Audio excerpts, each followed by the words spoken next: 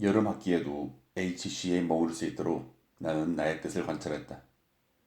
집 안에 있는 대신 우리는 거의 언제나 시대가의 정원에 있었다.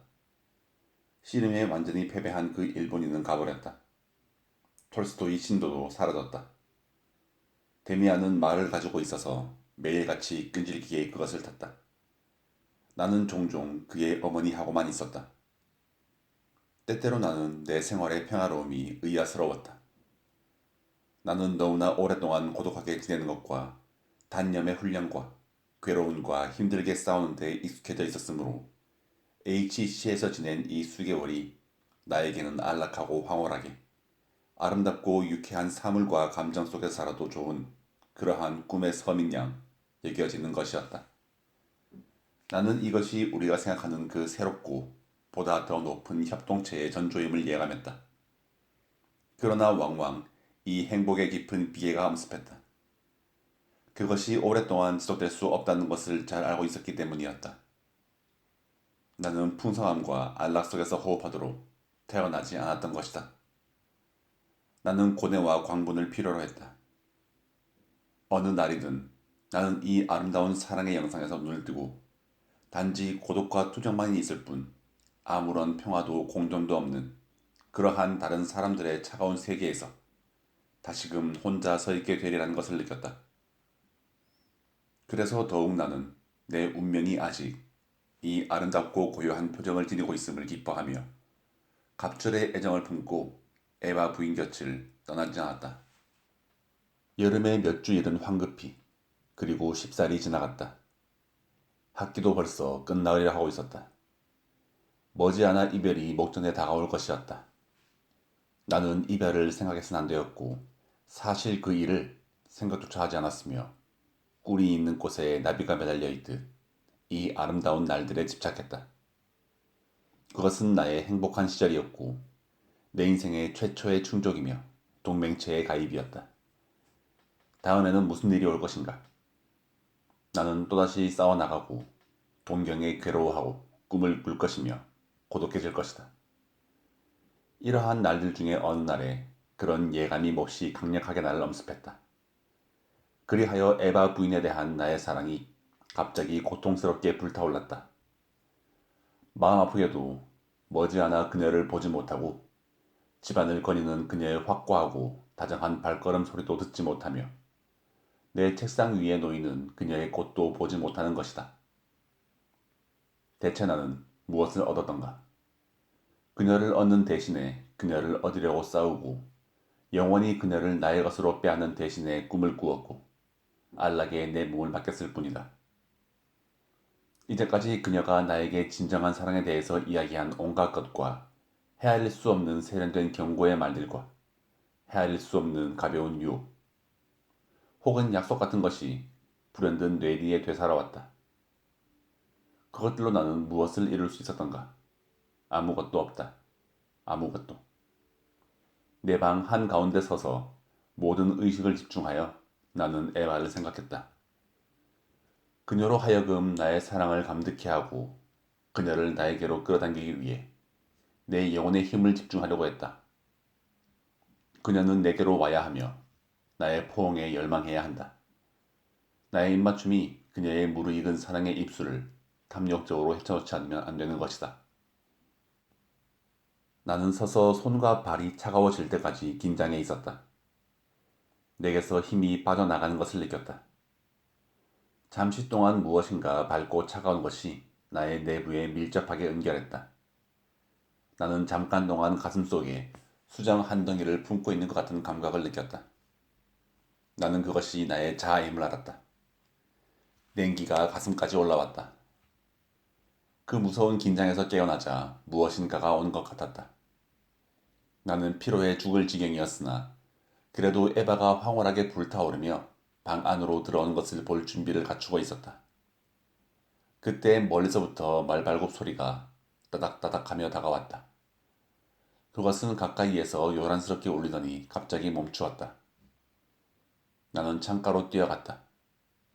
아래에서 데미안이 말에서 내리고 있었다. 나는 밑으로 내려갔다. 무슨 일이야, 데미안? 설마 네 어머니에게 무슨 일이 있는 건 아니겠지. 그는 내 말을 귀담아 듣지 않고 있었다.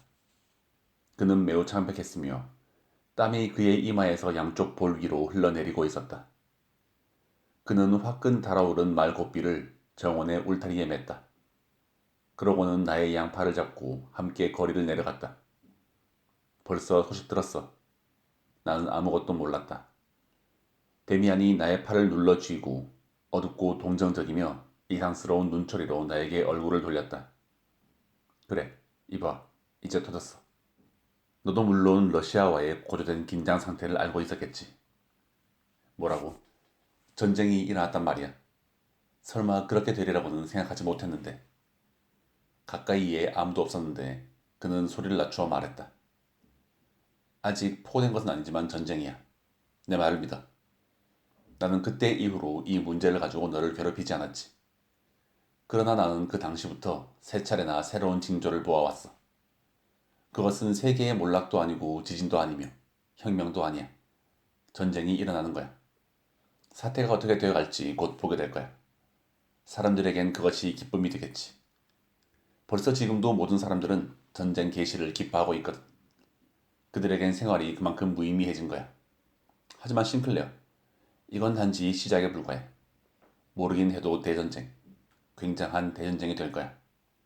하지만 그것도 역시 단순한 시작에 불과하지.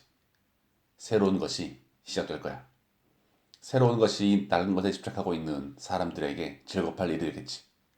넌 어떻게 할 거니? 나는 당혹스러웠다. 모든 것이 나에게는 아직도 낯설고 사실처럼 들리지 않았다. 나는 모르겠어. 너는? 그는 어깨를 으쓱했다. 동원당하게 되면 곧 입대하겠어. 나는 소위야. 그래? 그런 줄 몰랐어. 그렇지. 그게 내 적응 방법의 하나지. 너도 알겠지만 나는 눈에 띄는 것을 좋아하지 않아. 그리고 오히려 언제나 지나쳐서 올바르지 못했지. 나는 일주일 내로 전쟁터에 가 있을 거야.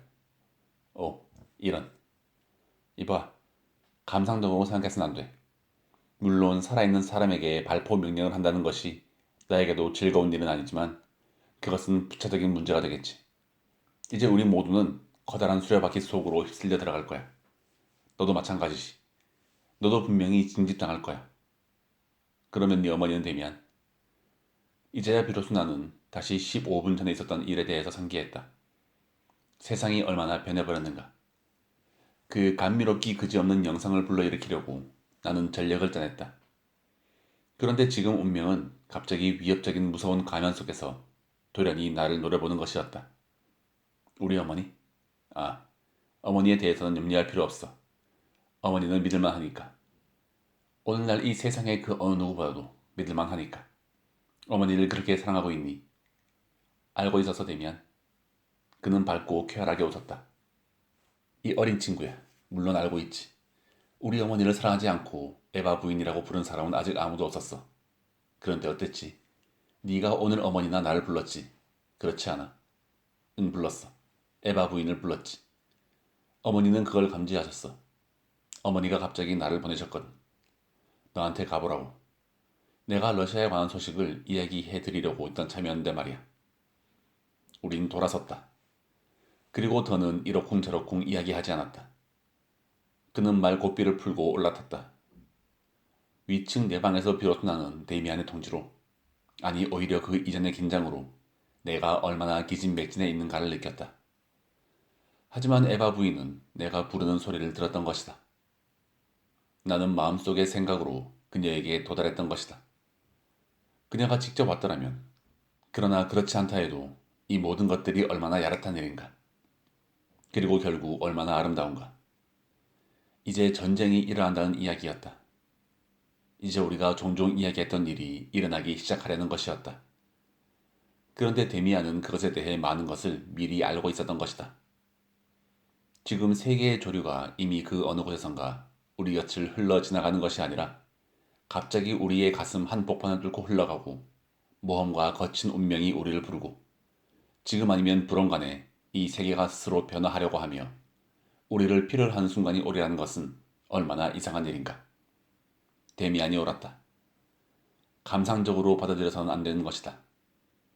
단지 이상한 일은 이제 내가 그렇게도 고독했던 운명을 그렇듯 많은 사람들과, 아니 온 세상과 더불어 함께 경험해야 된다는 사실이었다. 물론 좋다. 나는 준비가 되었다. 저녁에 시내를 걸어가면서 가는 곳마다 이 엄청난 흥분에 들끓고 있음을 보았다. 어디를 가도 전쟁이라는 말뿐이었다. 나는 에바 부인의 집으로 갔다. 우리는 정원의 정자에서 저녁을 먹었다. 내가 유일한 손님이었다. 전쟁에 관해서는 아무도 언급하지 않았다. 내가 떠나기 직전에 에바 부인은 내게 말했다. 싱클레어, 당신이 오늘 나를 불렀죠. 왜 내가 직접 가지 않았는지 알겠죠. 그러나 이걸 잊지 마세요. 당신은 이제 부르는 법을 압니다. 그러니 언제든지 표지를 지닌 누군가를 필요로 할 때에는 다시 부르세요. 그녀는 몸을 일으켰다. 그러고는 정원의 황혼 속을 걸어나갔다. 잠잠한 나무들 사이를 이 신비에 찬 여인은 당당하게 걸어나갔다. 그녀의 머리 위에서는 뭇별들이 조그맣게 그리고 얌전하게 빛나고 있었다. 내 이야기의 끝이 가까워졌다. 사태는 급격히 진전되었다. 곧 전쟁이 일어났고 데미안은 군복에 은회색 외투를 입고 놀랍도록 낯선 모습으로 떠나갔다. 나는 그의 어머니를 집으로 데려다 주었다. 얼마 지나지 않아 나도 그녀와 작별을 했다. 그녀는 내 입에다 입을 맞추고 잠시 동안 나를 자기의 가슴에 끌어안았다. 그녀의 불타는 두 눈이 나의 눈을 가까이에서 들여다보고 있었다. 모든 사람이 형제들 같았다. 그들은 조국과 명예를 생각했다. 그러나 그것은 그들 모두가 일순간 그 가리지 않는 얼굴을 들여다본 운명의 모습에 불과했다. 젊은 남자들은 백령에서 나와 기차를 탔다. 그리고 마흔 얼굴에서 나는 표지를 보았다. 우리의 것이 아니라 그것은 사랑과 죽음을 의미하는 아름답고 고귀한 표지였다. 나 역시 평생 본 적이 없는 사람들에게 포용을 받았다. 나는 그것을 이해했고 흔쾌히 응답했다. 그들이 그런 행동을 하는 심정은 흥분 때문이지 운명의 의지는 아니었다. 그렇지만 그 흥분은 신성했다. 그것은 모두가 이 잠깐 동안의 흥분된 시선으로 운명의 눈을 보았기 때문이다. 내가 전쟁터에 왔을 때에는 이미 겨울이 다가와 있었다. 처음엔 나는 총격전의 충격에도 불구하고 만사에 대해서 실망했다. 옛날에 나는 인간이 하나의 이상을 위해 사는 일이 왜 그토록 드문지에 대해 무척 곰곰이 생각해 보았다. 그런데 지금 나는 많은 사람들이, 아니 모든 사람들이 이상을 위해 죽을 수 있음을 보았다. 그러나 그것은 개인적이거나 자유롭거나 선택된 이상은 아니었다. 그것은 떠맡겨진 공통의 이상임이 분명했다. 그러나 시간이 지남에 따라 나는 내가 인간을 과소평가했음을 알았다. 아무리 군무와 공통적인 위험이 그들을 획일하였다 하더라도 살아있는 사람들이나 죽어간 사람들이 훌륭한 태도로 운명의 의지에 접근하는 것을 나는 보았던 것이다. 많은 사람들, 매우 많은 사람들은 공격시뿐만 아니라 어느 때건 목전에 대해서는 아무것도 아는 것이라고는 없으면서도 다른 어떤 거대한 것에 대한 완전한 헌신을 뜻하는 확고하고 아득하고 다소간 홀린 듯한 눈빛을 지니고 있었다. 설사 이들이 언제나 자기들이 원하는 바를 믿고 그리고 말하고 있다 하더라도 그들은 준비를 갖추고 있었으며 쓸모가 있었고 그들에게서 미래가 형성될 것이었다. 그리고 이 세계가 전쟁과 영웅주의를, 명예와 그 밖의 다른 낡아 빠진 이상을 완고히 지향하고 있는 것처럼 보이면 보일수록 외관상으로 인간성의 모든 음향이 있는 듯 없는 듯하게 울리면 울릴수록 이 모든 것은 마치 전쟁의 외적이고 정치적인 목적이 그러하듯 단지 피상적인 것에 불과했다. 그 깊숙한 고에서는 무엇인가가 형성되고 있는 것이었다. 새로운 인간성과 같은 무엇인가가. 왜냐하면 많은 사람들을 나는 볼 수가 있었기 때문이다. 그들 가운데 다수가 내 옆에서 죽어갔지만 그들에게서는 증오나 분노도 사륙과 파괴도 그 대상물에 결부되어 있지 않다는 인식이 느껴졌던 것이다. 그렇다. 그 대상물이란 그 목적과 마찬가지로 매우 유연한 것이었다.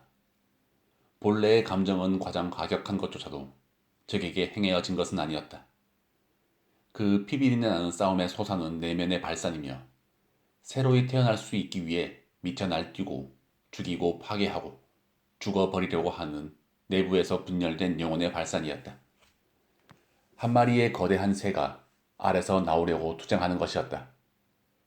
그 알은 이 세계였고 따라서 이 세계는 산산조각이 나지 않으면 안 되었던 것이다. 우리가 점령한 농가 앞에서 나는 어느 이른 봄날 밤에 보초를 서고 있었다. 맥없는 바람이 변덕스럽게 간간히 불러오고 플랑드리의 높은 하늘 위를 구름대가 흩날려가고 있었다. 구름 뒤 어느 곳에 달이 떠 있는 것 같았다. 그날은 하루 종일 왠지 불안했다. 무엇인가 알 수 없는 불안이 내 마음을 어지럽게 했던 것이다. 그 순간 나는 어두운 전초지에서 이제까지의 내 생활상과 에바 부인과 데미안에 대해 간절히 생각했다. 나는 한 그루 백양나무에 기대어 서서 움직이고 있는 하늘을 응시했다. 남몰래 바르르 떨고 있는 그 하늘의 밝은 빛이 곧 솟아오르는 커다란 상의 형렬이 되었다. 내 맥박이 이상하게 가냘피 뛰고 바람과 비에 대한 내 피부의 무감각성과 선뜻선뜻 떠오르는 내면의 경각성에 의해 지도자가 내 주위에 있음을 나는 느꼈다. 구름 속에 대도시가 보였다. 그곳에서 수백만 명의 사람들이 나와서 광대한 풍경 속으로 떼지어 흩어졌다. 그들 사이 한복판에 반짝이는 별을 머리에 단 산맥처럼 거대하며 마치 에바 부인과 같은 표정을 지닌 힘찬 신의 모습이 나타났다. 그 모습 속으로 인간들의 대열은 마치 어마어마한 동굴 속으로 들어간 것처럼 사라져버렸다. 그 여신은 바닥에 웅크리고 앉았다. 여신의 이마 위에 박힌 점이 환하게 빛났다. 꿈이 그 여신을 지배하고 있는 것처럼 보였다. 여신은 두 눈을 감았다. 그리고 그 커다란 얼굴이 고통으로 일그러졌다. 돌연히 여신은 날카로운 소리로 비명을 질렀다. 그러자 이마에서 별들이 수없이 많은 반짝이는 별들이 튀어나오고 그것들은 멋진 활 모양과 반원을 그리면서 어두운 하늘로 날아갈라갔다. 그 별들 가운데 하나가 날카로운 음향을 내면서 똑바로 나에게 쏜살같이 날아왔다. 나를 찾는 것 같았다. 그러다가 그것은 굉음을 내며 수많은 불꽃으로 장렬하고 나를 높이 끌어올렸다가 다시 땅바닥으로 내엉덩이 쳤다. 우레와 같은 소리를 내면서 세계는 내 위에 무너졌다. 나는 흙에 뒤덮이고 많은 상처를 입고 백양나무 가까이에 쓰러진 채 발견되었다. 나는 지하실에 누워 있었다. 포탄이 나의 머리 위에서 으르렁대고 있었다. 나는 마차 안에 누워 황막한 벌판 위를 덜거덕거리며 갔다. 대개 나는 잠을 자고 있거나 혼수 상태였다. 그러나 깊이 자면 잘수록 무엇인가가 나를 끌어당기고 나를 지배하는 어떤 힘을 내가 따라가고 있음을 더욱더 격렬하게 느꼈다. 나는 마구간의 집더미 위에 누워 있었다. 어두웠다. 누군가 내 손을 밟았다. 그러나 나의 내심은 계속해서 더 나아가려고 했다. 한층 더 강력하게 나는 끌리고 있었던 것이다. 다시 나는 마차 안에 누웠고 그 후에는 들것인지 새다리인지 위에 누워 있었다. 점점 더 강력하게 어느 곳으로인지 가도록 명령을 받고 있음을 느꼈다. 나는 마침내 그곳까지 가야 하는 절박감 외에는 아무것도 느끼지 못했다. 마침내 나는 목적지에 왔다. 밤이었다. 나는 의식을 완전히 되찾았다. 내면의 강력한 끌림과 절박감을 나는 곧 느꼈다. 지금 나는 호람 바닥에 깔린 자리에 들어 누워있다. 내가 불림을 받은 바로 그곳에 와 있는 느낌이었다. 나는 사방을 둘러보았다. 내 마트리스 옆에 바로 다른 매트리스가 있고 그 위에 누군가가 있었다. 그는 몸을 눕혀 나를 바라보았다. 그는 이마 위에 표지를 가지고 있었다. 그것은 막스 데미안이었다. 나는 말을 할 수가 없었다. 그도 말을 할 수 없었거나 하려고 하질 않았다. 그저 나를 바라볼 뿐이었다. 그의 머리 위 벽에 걸린 등불이 그의 얼굴을 비춰주고 있었다. 그는 나에게 미소를 지어 보였다. 무한히 오랜 시간 동안 그는 끊임없이 나의 두 눈을 들여다보고 있었다. 천천히 그는 자기의 얼굴을 내 가까이로 밀고 와서 우리는 거의 살이 맞닿을 정도까지 되었다. 싱클레어. 그는 속삭이며 말했다. 나는 그에게 그의 말을 알아들었다고 눈으로 신호를 보냈다. 그는 거의 동정이라도 하고 있는 것처럼 다시 미소를 지었다. 꼬마. 그는 웃으면서 말했다. 그의 입은 이제 내 입 아주 가까이에 있었다. 나직이 그는 말을 계속했다. 프란츠 크로머를 아직 기억해? 그는 물었다. 나는 그에게 눈을 깜빡였다. 이제는 미소를 지을 수도 있었다. 꼬마 싱클레어, 들어봐. 나는 떠나지 않으면 안 돼. 넌 아마 언젠가 나를 다시 필요로 하겠지. 크로머나 또는 그 밖의 일에 대해서. 그때 네가 나를 부른다 하더라도 나는 이제 말을 타거나 기차를 타고 갈 순 없을 거야. 그럴 때에는 자기 자신의 내부에 귀를 기울여야 돼. 그러면 내가 너의 내부에 있음을 알아차릴 거야. 알겠어. 그리고 한 가지 더. 에바 부인이 말했어. 만일 네가 언젠가 좋지 않은 처지에 놓였을 때 그녀가 나에게 보낸 입맞춤을 너에게 해주라고 말이지. 눈을 감아 싱클레어. 나는 선선히 눈을 감았다. 그치지 않고 계속해서 조금씩 피가 흐르는 나의 입술 위에 그가 가볍게 입을 맞추는 것을 나는 느꼈다.